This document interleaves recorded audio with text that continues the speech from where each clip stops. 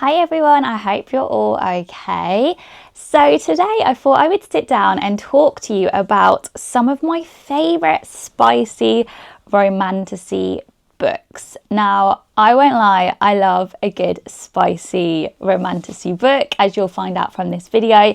I just feel like they're a lot of fun to read, and I very much, before I got into like fantasy books, I was all about romance books. So it was always going to be kind of like, so for me, when I'm reading these fantasy books, I do like to have a bit of romance sprinkled within the story as well, just to kind of keep me interested. I don't always need it, but I prefer to have a bit of romance there. And I quite like, after I've read quite a heavy kind of world building fantasy book, to have before my next read, quite a fun, fast-paced, spicy little read. So I've made a list of some of my favourite ones that I've read over recent months, and I thought I would share them with you, because for any other girls or guys who like a little spicy romantasy read, then this is for you. So I'm going to start off with the ACOTAR series. So there's 5 books in this series, and I'm pretty sure you will have heard about these books. And that is what kicked off my love of fantasy romance books. Now, these books, I would say, are quite mild on the spice. There's hardly any spice in the first book. It's very, very lemon and herb. The second book, we have some really good chapters. I think there's only like 2, there's like 2 definite spicy chapters, chapter 55, and then the one at the end, is that chapter 49 or 48? And then there's also the Court of Nightmares scene, but that is kind of like mild spice. That's more about like anticipation and the building. And then I don't feel like there's much spice in book 3. There's like 1 chapter in book 4, but then book 5 is where the spice really goes up a level. There's a lot more spice. It feels a lot more adult. So I'm definitely including the books because they are spicy, but they're just not like spicy.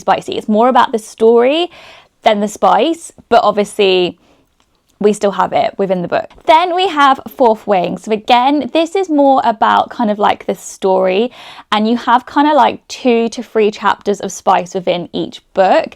There was more spice within the current last book, which is Onyx Storm. I think there was maybe like 5 chapters.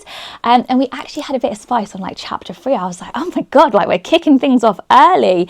But the spice, I feel like it's just done really, really well, because sometimes I feel like you can have too much spice and it kind of takes away, but I feel like Rebecca Yarros just gets it right, where it's just enough, but it's almost like you kind of like, you wish there was maybe like a little bit more, but I feel like that's the best way to kind of be. Next up, we have Quicksilver by Callie Hart. So this is definitely one where you're going to have to read a bit before you get to the spice, but the kind of first hint at spice is the first kiss, which is in chapter 12.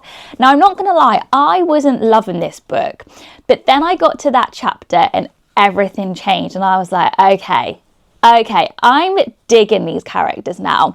That first kiss scene is genuinely up there in my top 3 first kisses ever in a book. It comes second to Violet and Xaden's in Fourth Wing, but honestly, I think it is just so good. The tension, amazing.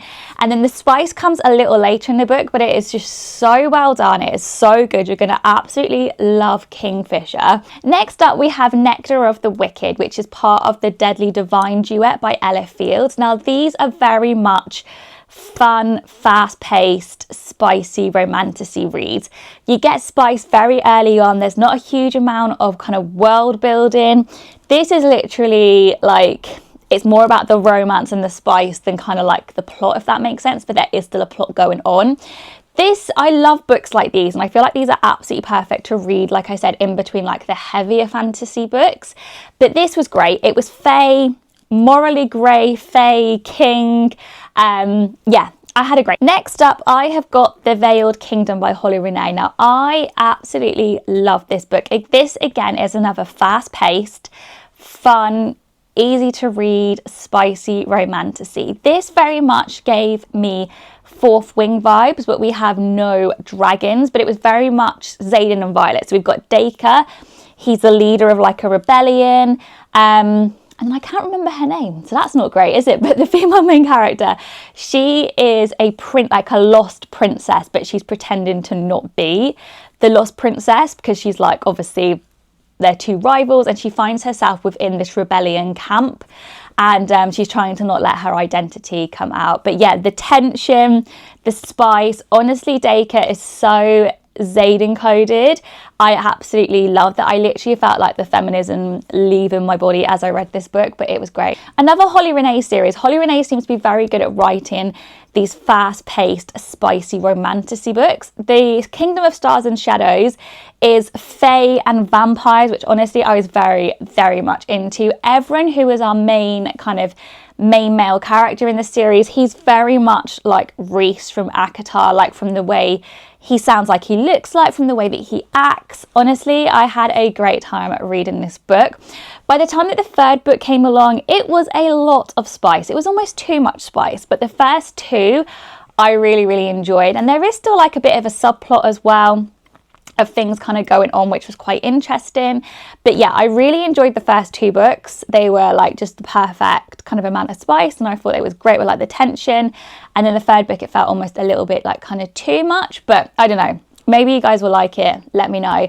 Next up is the Gods versus Monsters series. So the first book in this series is the Book of Asriel. Now I think there's one spicy chapter within this book, but the reason why I'm including this series is because the spice does get kind of more throughout this series, but the slow burn and the tension and the apprehension to get to those scenes is so good.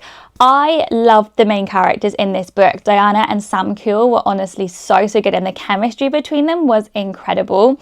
And when you get to that first and last spicy chapter and the Book of Asriel, you're gonna honestly be gagging.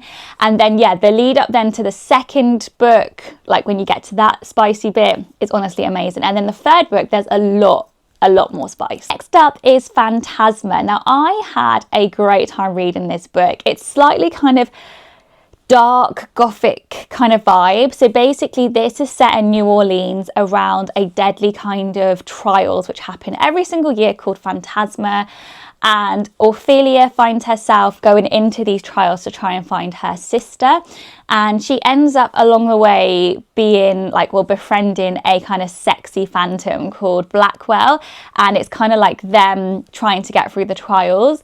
The tension, the chemistry between them was honestly so good. It was definitely a little bit kind of like darker gothic-y than the kind of other books that I've been reading, but honestly I had a great time reading this book.